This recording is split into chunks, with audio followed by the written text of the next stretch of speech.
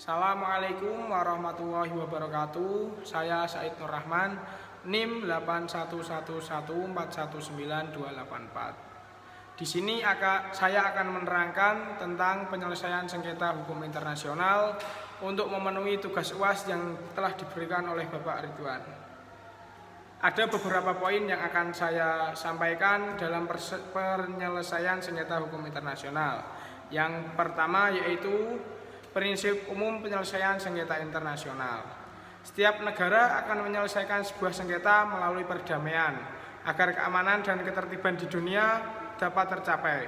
Hal tersebut sesuai dalam pasal 1 Konvensi Penyelesaian Sengketa secara Damai yang telah ditandatangani di Den Haag pada tanggal 18 Oktober 1907. Kemudian dikukuhkan dengan pasal 2 ayat 3 Piagam Perserikatan Bangsa-Bangsa dan selanjutnya oleh deklarasi prinsip-prinsip hukum internasional mengenai hubungan bersahabat kerjasama antar negara yang diterima oleh Majelis Umum PBB pada tanggal 24 Oktober 1970. Sengketa internasional merupakan perselisihan antara subjek-subjek hukum internasional mengenai fakta hukum serta politik, di mana tuntutan atau pernyataan satu pihak ditolak, kemudian dituntut balik dengan atau ditudingkan oleh pihak lainnya.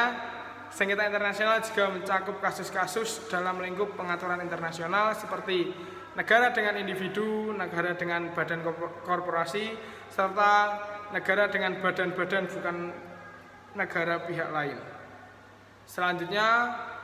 Poin selanjutnya yaitu prinsip penyelesaian dalam hukum internasional. Pertama, tidak menggunakan kekerasan yang mengancam integrasi teritorial. Integrasi teritorial adalah terbentuknya kesatuan administrasi kewilayahan yang berperan untuk melaksanakan kehendak rakyat dalam mencapai tujuan nasional. Lalu poin kedua yaitu non-interferensi politik suatu negara. Artinya setiap negara tidak boleh menggunakan kekuatan politik untuk mencampuri politik negara orang lain. Ketiga, setiap negara wajib mendapatkan persamaan hak dan menentukan nasibnya sendiri. Poin keempat, persamaan kedaulatan sebuah negara. Setiap negara memiliki persamaan kedaulatan negara secara umum. Di antaranya yaitu memiliki persamaan yudisial atau perlakuan hukum, memiliki hak penuh terhadap kedaulatan. Setiap negara menghormati kepribadian negara lain. Teritorial dan kemerdekaan politik suatu negara adalah tidak dapat diganggu-gugat. Lalu poin E, setiap negara bebas untuk membangun sistem politik, sosial, ekonomi, dan sejarah bangsanya. Selanjutnya, setiap negara wajib untuk hidup damai. Lalu kemerdekaan, kedaulatan, dan integritas. Iktikat baik dalam hubungan internasional dan keadilan setiap negara harus mendapatkan perlakuan keadilan yang sama di mata hukum internasional. Poin selanjutnya yaitu jenis-jenis sengketa internasional. Yang pertama yaitu sengketa politik. Sengketa di mana suatu negara mendasarkan tuntutannya atas pertimbangan non-yuridis, misalnya politik atau kepentingan nasional lainnya. Ciri sengketa politik ini sendiri yaitu pertama, suatu negara mendasarkan tuntutannya atas pertimbangan non-yuridis, berbentuk usulan-usulan yang tidak mengikat negara yang bersengketa dan mengutamakan kedaulatan negara-negara yang bersengketa dan tidak harus didasarkan atas ketentuan-ketentuan hukum. Yang kedua yaitu sengketa hukum. Sengketa di mana suatu negara mendasarkan tuntutannya atas ketentuan-ketentuan yang terdapat dalam suatu perjanjian atau yang telah diakui oleh hukum internasional. Ciri-ciri dari sengketa hukum ini sendiri yaitu suatu negara mendasarkan tuntutannya atas ketentuan-ketentuan yang terdapat dalam suatu perjanjian atau yang telah diakui oleh hukum internasional, lalu mempunyai sifat mengikat dan membatasi kedaulatan negara yang bersengketa. Keputusan yang diambil didasarkan atas prinsip-prinsip hukum internasional. Poin D yaitu penyelesaian sengketa internasional. Ada dua cara dalam menyelesaikan sengketa internasional, yaitu pertama penyelesaian secara damai yang di dalamnya meliputi diplomasi atau politik dan hukum. Yang kedua yaitu non damai. Poin E, penyelesaian sengketa internasional secara damai. Yang pertama yaitu diplomasi atau politik. meliputi penyelesaian dalam kerangka antar negara, organisasi PBB, organisasi regional. Penyelesaian secara damai melalui diplomasi atau politik dapat diimplementasikan dengan beberapa cara, yaitu yang pertama negosiasi. Negosiasi merupakan metode penyelesaian yang paling sederhana dengan tidak melibatkan pihak ketiga. Pada dasarnya negosiasi hanya berpusat pada diskusi yang dilakukan oleh pihak-pihak yang terkait secara langsung. Yang kedua, mediasi. Adanya keterlibatan pihak ketiga atau campur tangan pihak lain dan menghasilkan penyelesaian yang dapat diterima oleh pihak yang bersangkutan atau lebih nyata. Yang ketiga, jasa baik atau good office. Tindakan pihak ketiga yang membawa ke arah negosiasi atau memberi fasilitas ke arah terselenggaranya negosiasi dengan tanpa berperan serta dalam diskusi mengenai substansi atau pokok-pokok sengketa yang bersangkutan. Lalu angket. Angket merupakan untuk mengumpulkan fakta-fakta yang merupakan penyebab sengketa, keadaan, dan jenis sengketa menjadi dasar suatu perundingan. Laporan komisi angket tidak punya kekuatan mengikat. Negara bersengketa mempunyai kebebasan penuh untuk tidak lanjut laporan tersebut. Komisi angket terbatas pada pengumpulan fakta tanpa harus menyimpulkan fakta tersebut. Poin selanjutnya, konsiliasi internasional merupakan suatu cara yang digunakan untuk penyelesaian secara damai sengketa internasional oleh suatu organ yang telah dibentuk sebelumnya atau dibentuk kemudian yang atas kesepakatan pihak yang bersengketa setelah adanya sengketa. Organ memberi usul-usul penyelesaian sengketa, bertugas mempelajari fakta dan kemungkinan penyelesaiannya. Ciri konsiliasi yaitu A. Prosedur yang diatur oleh konvensi. Wewenang lebih besar.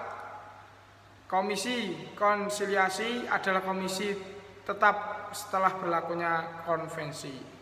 Yang kedua, penyelesaian secara hukum. Penyelesaian sengketa yang keputusannya mempunyai kekuatan mengikat karena keputusan diambil berdasarkan pada ketentuan-ketentuan hukum. Penyelesaiannya secara hukum terbagi menjadi beberapa cara, yaitu dengan 1. Peradilan internasional. Mempunyai sifat yang fakultatif. Artinya jika suatu negara ingin mengajukan suatu perkara ke peradilan internasional, maka persetujuan semua pihak yang bersengketa merupakan suatu keharusan. B. Arbitrase internasional. Cara penyelesaian secara damai sengketa internasional yang dirumuskan dalam suatu keputusan oleh arbitrator yang dipilih oleh pihak-pihak yang bersengketa. Para pihak harus melaksanakan keputusan dengan etikat baik masing-masing. C. Mahkamah Konstitusi. Mahkamah yang merupakan bagian integral dari PBB yang bersifat tetap didirikan sebelum lahirnya sengketa-sengketa. Hakimnya telah dipilih sebelumnya. Demikian juga wewenang dan prosedurnya. D. Peradilan PBB. Mahkamah Pidana Internasional. Lalu Mahkamah Kriminal Internasional untuk bekas Yugoslavia. Mahkamah Kriminal untuk Rwanda atau ICTR. Lalu poin selanjutnya yaitu penyelesaian sengketa internasional secara kekerasan atau non-damai. Ada beberapa poin yang ada di dalamnya, yaitu pertama, pertikaian bersenjata. Suatu pertikaian yang disertai kekerasan angkatan bersenjata dengan tujuan untuk menundukkan lawan dan menetapkan persyaratan perdamaian secara sepihak. Kedua, retorsi.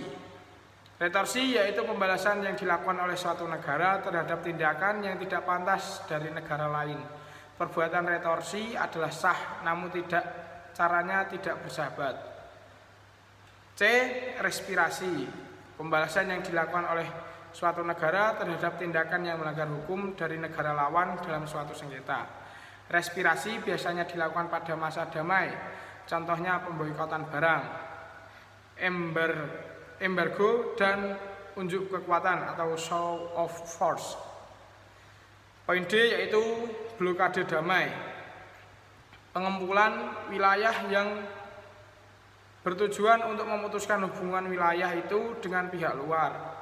Ada 2 macam blokade, yaitu blokade pada masa perang dan blokade pada masa selain perang. Dari poin-poin yang sudah saya jelaskan di atas, maka bisa saya simpulkan dengan sendiri bahwasanya penyelesaian sengketa hukum internasional bisa diselesaikan dengan 2 cara, yaitu cara yang pertama damai dan cara yang kedua yaitu non damai. Penyelesaian sengketa secara damai itu sendiri ada beberapa cara yang bisa dilakukan, yaitu pertama diplomasi dan yang kedua cara hukum. Selanjutnya penyelesaian sengketa secara non damai atau kekerasan dapat dilakukan dengan berbagai cara, yaitu dengan kekerasan, blokade, dan pada intinya kita membalas suatu tindakan yang dilakukan oleh negara lain dengan negara yang berseteru atau berseteru dengan negara tersebut. Sekian dari saya, mohon maaf untuk sebelumnya. Wassalamualaikum warahmatullahi wabarakatuh.